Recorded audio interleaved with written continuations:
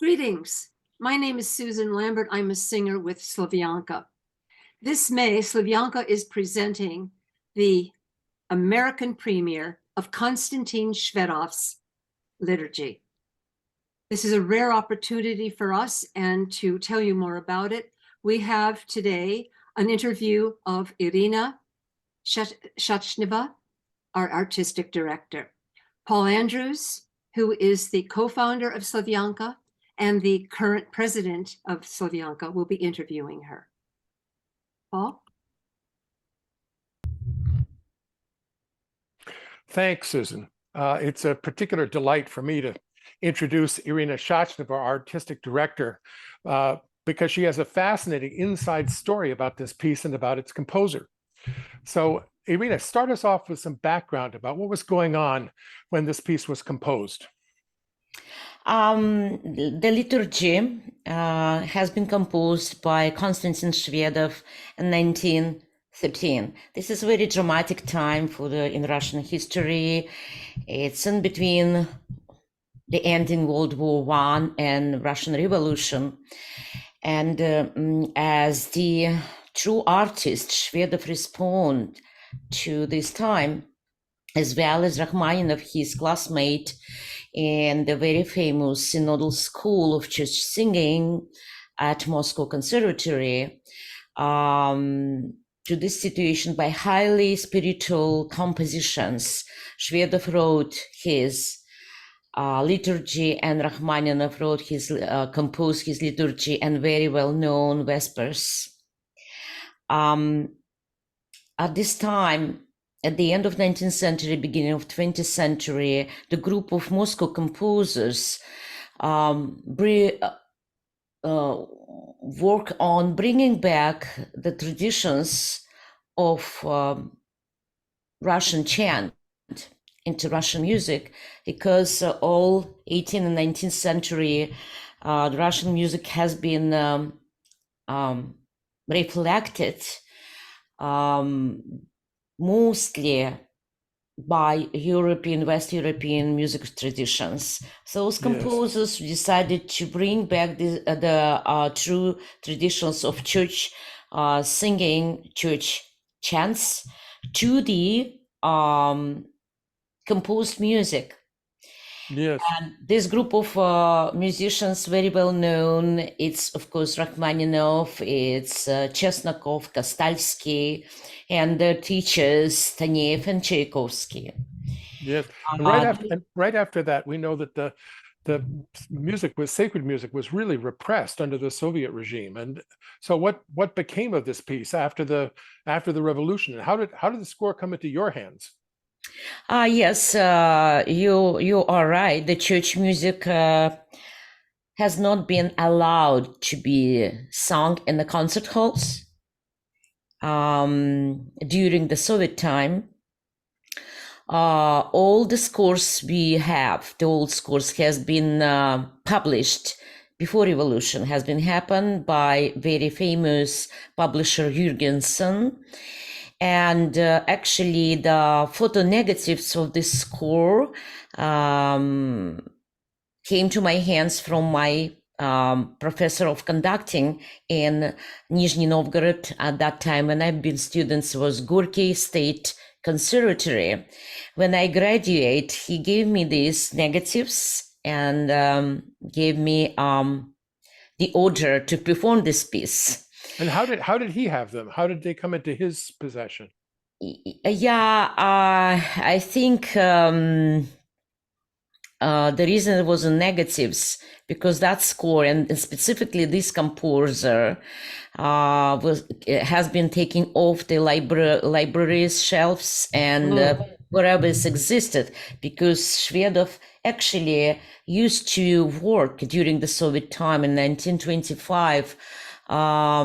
He was a music director of very famous music theater in Moscow, and they had a concert trip to USA in New York, and he decided to stay here in America and not return back to Soviet Russia.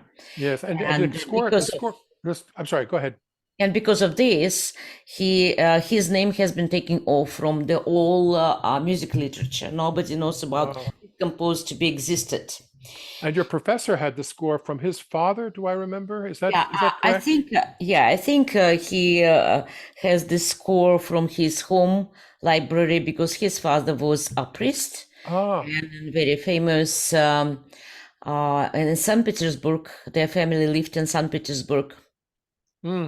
yes.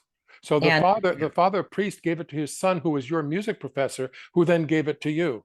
yeah, I think so. Yeah. Wow, I don't know in amazing. details, but that's how it's happened.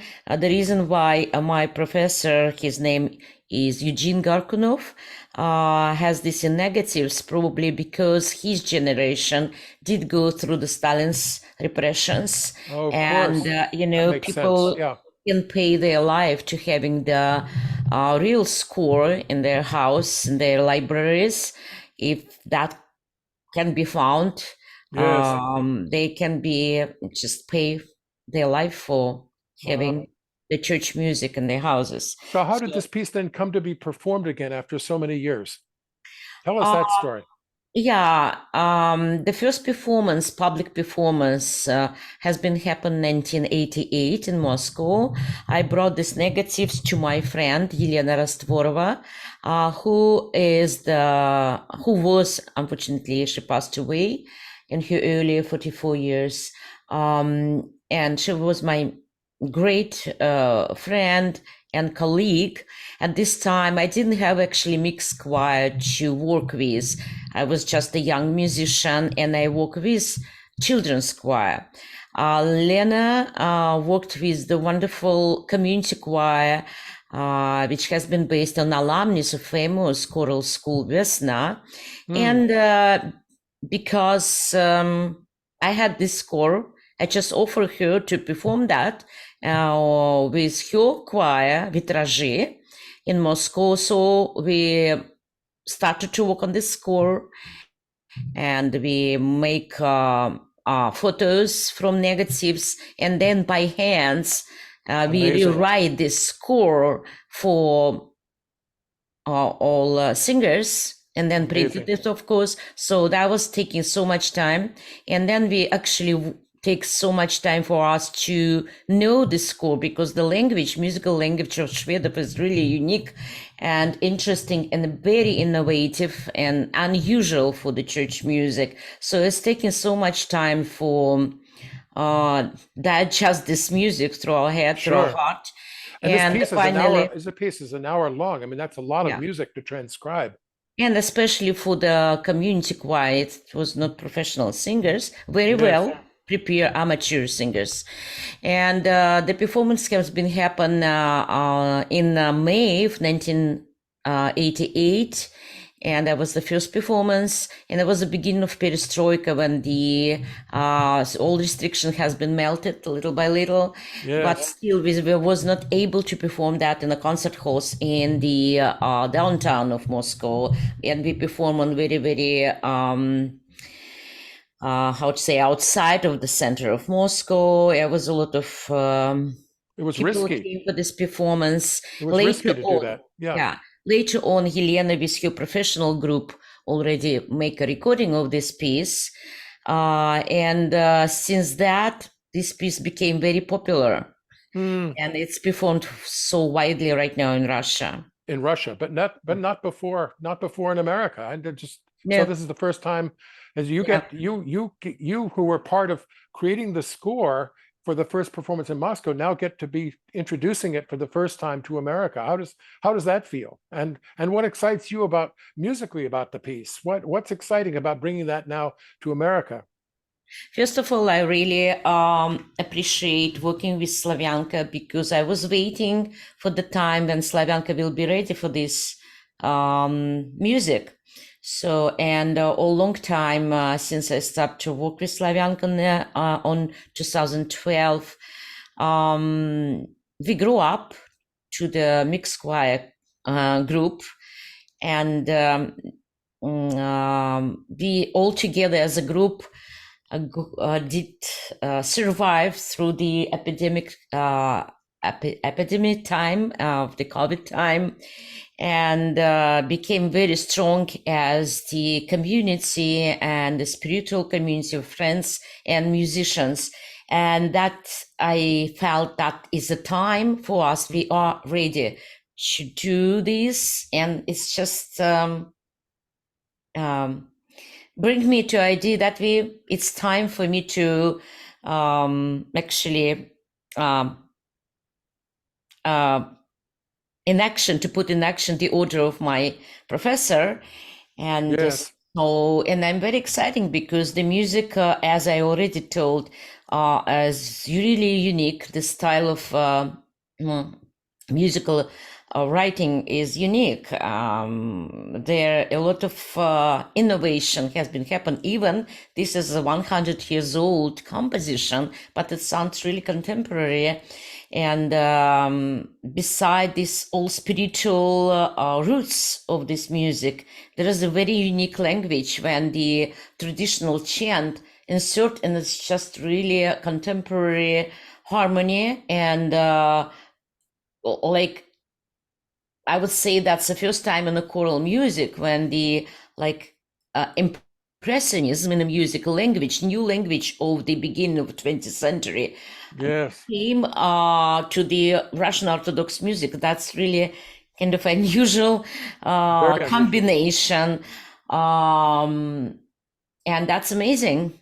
It sounds is really amazing. And again, I really appreciate you, Paul, as the leader of this group, as our president, who support this idea and continue to support and put a lot of work to this, and all Slavyanka singers who work so much hard to bring this beautiful music to American. And right back at you, Irina, because without you, this never would have happened in Russia without you, and it never would have happened in America without you. So just if you're watching this, our concerts will be Friday, May 19th at 8 o'clock at St. Mark's Church in Berkeley, Saturday, May 20th at 3 o'clock at First Lutheran Church in Palo Alto, and Sunday, May 21st at 4 p.m. at Star of the Sea Church in San Francisco.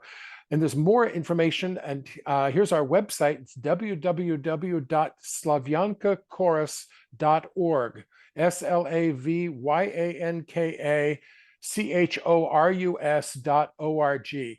And if you're watching this video, we hope very much to see you at one of these concerts. Thank you. Thank you so much.